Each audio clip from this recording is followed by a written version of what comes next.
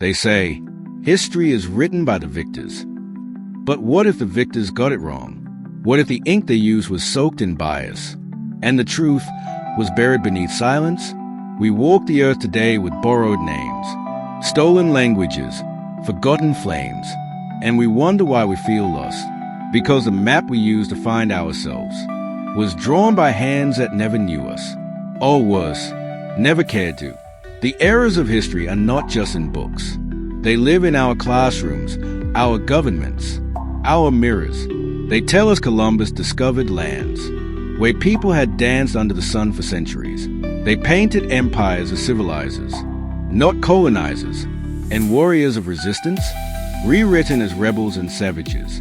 They told us the pyramids were too perfect for primitive people to build, so they gave the credit to aliens rather than Africans. That's not just ignorance, that's erasure. But here's the dangerous part. If you don't know your history, you don't know your power. You'll wear the chains they removed from your wrists around your mind instead. You'll inherit trauma, but not the triumph.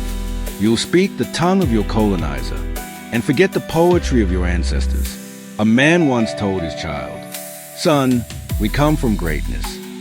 The child laughed. "Then why we poor?" The father replied, "Because we were told we were nothing for so long. We started believing it." But history, true history, is not just pain and oppression. It is also resistance. It is kings and queens, inventions and discoveries, civilizations that lit the world before Europe found fire. The problem is, if you don't know that, you'll think you were born small. Knowing your history isn't about being stuck in the past. It's about learning who you were, to become who you were meant to be. Because if you don't know what was taken from you, how will you know what you must reclaim? The Igbo boy who thinks his name is too hard to pronounce. The young woman who bleaches her skin to feel worthy. The politician who leads like a colonizer because he studied the master's playbook. They all suffer from the same thing, historical amnesia. But here's the good news. You can wake up, you can read, ask questions, challenge the story, and write your own. Because when you know your story, you walk differently, you speak boldly, you live intentionally. You are no longer a shadow in someone else's tale. You become the author. So I ask you, not just as a poet or a narrator, but as a fellow traveler on this journey of truth, who were you before the world told you who you are?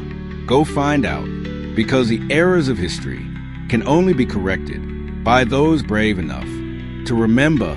Together, let's trace the footprints of our ancestors